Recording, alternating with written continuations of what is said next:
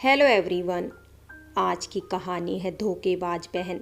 कहानी अगर अच्छी लगे तो लाइक करें, शेयर करें और प्यार भरी कहानी चैनल को सब्सक्राइब करें। मुकेश ने कार रोकी और उतरकर स्वाति के घर का दरवाज़ा खटखटाया। स्वाति ने दरवाज़ा खोलते ही कहा, नमस्ते जिया जी। नमस्ते, मुकेश ने आंगन में घुसते हुए कहा। क्या हाल है स्वाति? बस आपका ही ख्याल दिल में है, मुस्कुराते हुए स्वाति ने कहा।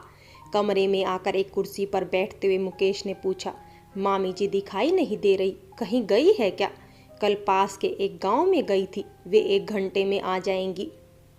कुछ देर पहले माँ का फ़ोन आया था, आप बैठो, तब तक मैं आपके लिए चाय बना देती हूँ।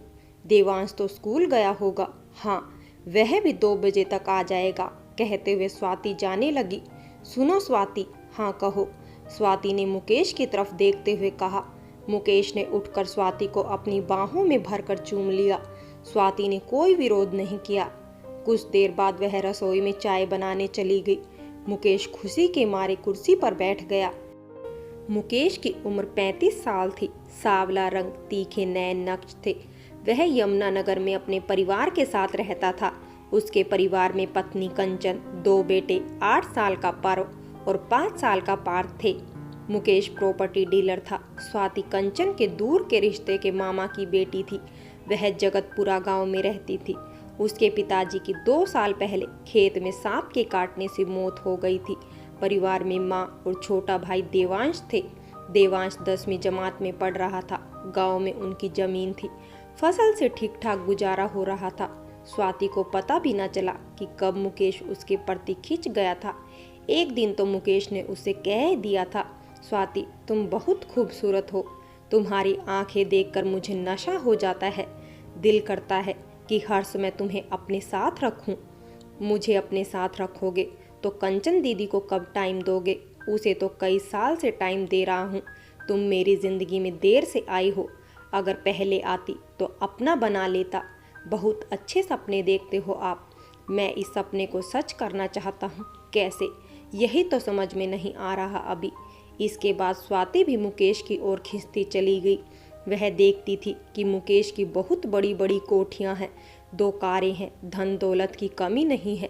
कंचन तो सीधी सादी है, वह घर में ही रहना पसंद करती है। अगर वह कंचन की जगह पर होती तो मुकेश के साथ खूब घूमती फिरती और ऐश करती। मुकेश जब चंडीगढ़ जाता तो स्वाति के साथ कभी कभी देवांश को भी साथ ले जाता था। जब देवांश साथ होता तो वे केवल घूमते फिरते व खरीदारी करते थे। जब कभी मुकेश अकेली स्वाति को लेकर चंडीगढ़ जाता तो वे दोनों किसी छोटे होटल में कुछ घंटे के लिए रुकते थे। वहाँ मुकेश उससे जिस्मानी रिश्ता बनाता था। इसके बाद स्वाति को कुछ खरीदारी कराता और शाम तक वे वापस लौट आते। कंचन व मुकेश के बीच कई बार स्वाति को लेकर बहस हुई, झगड़ा हुआ, पर नतीजा कुछ नहीं निकला। मुकेश व स्वाति उसी तरह मिलते रहे। एक दिन कंचन ने स्वाति को फ़ोन कर दिया था, स्वाति तुझे शर्म नहीं आती जो अपनी बहन का घर उजाड़ रही है? कभी भी चंडीगढ़ चली जाती है घूमने के लिए।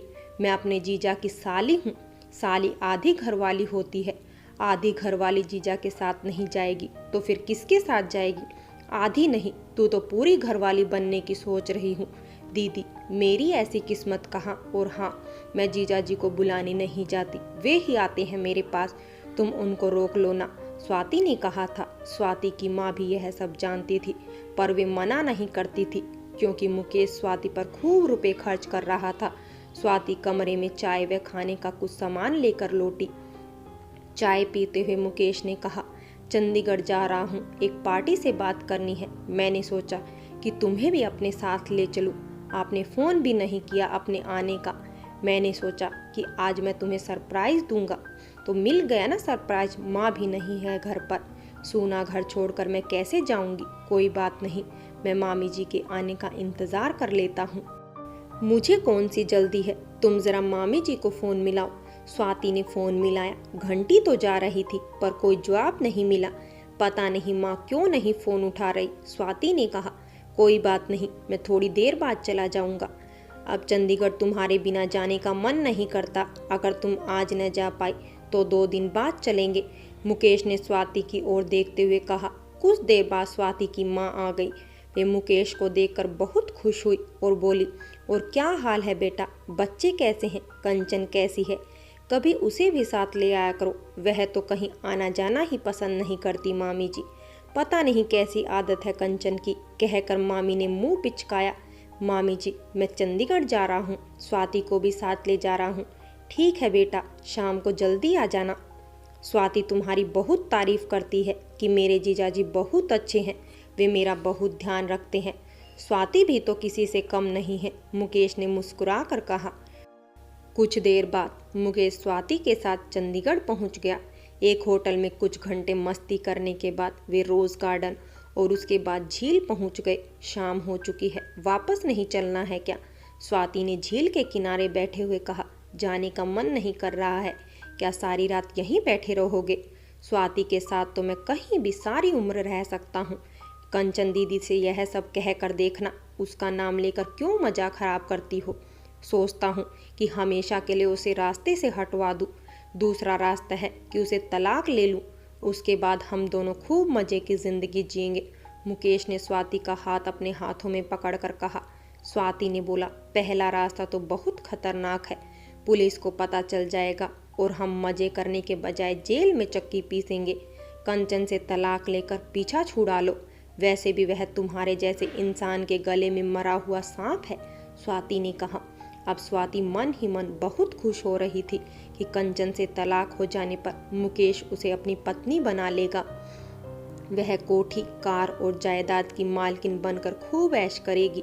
एक रेस्टोरेंट से खाना खाकर जब मुकेश व स्वाति कार से चले तो रात के 8 बज रहे थे। मुकेश ने कंचन व स्वाति की मां को मोबाइल फोन पर सूचना दे दी कि वे 2 घंटे में पहुंच रहे हैं। रात के 12 बज गए, मुकेश व स्वाति घर नहीं पहुंचे तो मां को चिंता हुई। मां ने स्वाति के मोबाइल पर फोन मिलाया और फोन पहुंच से बाहर है सुनाई दे रहा था। मुकेश का नंबर मिलाया, तब भी यही सुनाई दिया। कुछ देर बाद कंचन का फोन आया। मामी जी, मुकेश अभी तक चंडीगढ़ से नहीं लौटे हैं, वे आपके पास स्वाति के साथ आए क्या? उन दोनों का फोन भी नहीं लग रहा है, मुझे तो बहुत घबराहट हो रही है। घबराहट तो मुझे भी हो रही है कंचन, चंडीगढ़ से यहाँ आने में 2 ही घंटे लगते हैं। सोचती हूँ कि कहीं जाम में न फंस गए हों, क्योंकि आजकल पता नहीं कब जाम लग जाए, हो सकता है कि वे कुछ देर बाद आ जाएं, मामी ने कहा।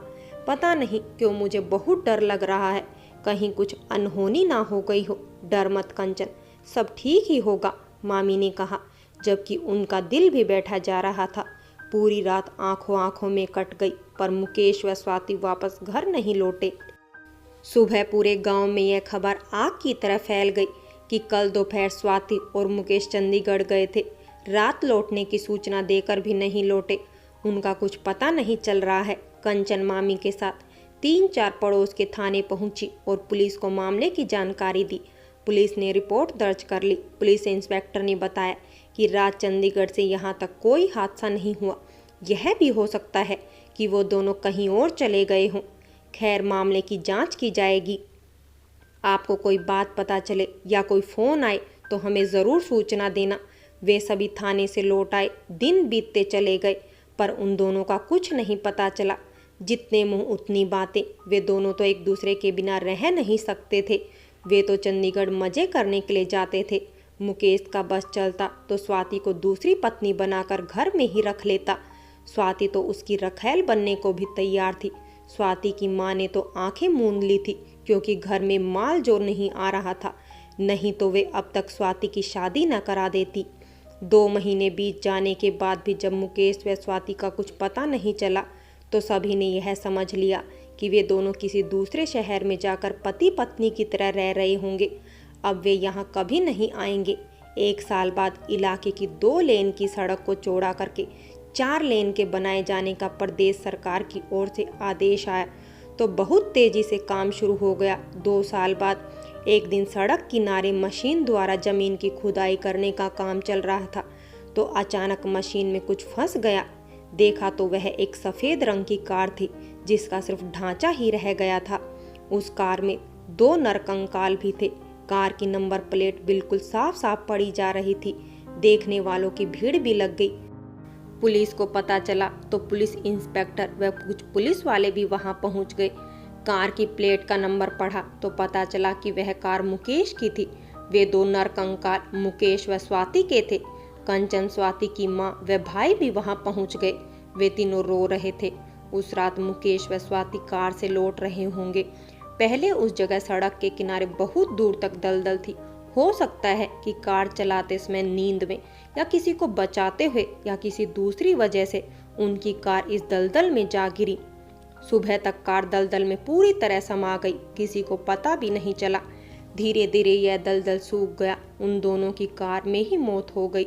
अगर सड़क न बनती तो किसी को भी पता नहीं चलता कि वे दोनों अब इस दुनिया में नहीं हैं। दोनों के परिवारों को हमेशा यह उम्मीद रहती कि शायद वे कभी भी लौट कर आ जाएं, पर अब सभी को असलियत का पता चल गया कि वे दोनों लौटकर घर क्यों नहीं आए। अब कंचन व स्वाति की माँ के सामने सब्र करने के अलावा कुछ नहीं बचा। फ्रेंड्स, कहानी अगर अच्छी लगी हो तो लाइक करें, शेयर करें और प्यार भरी कहानी चैनल को सब्सक्राइब करें।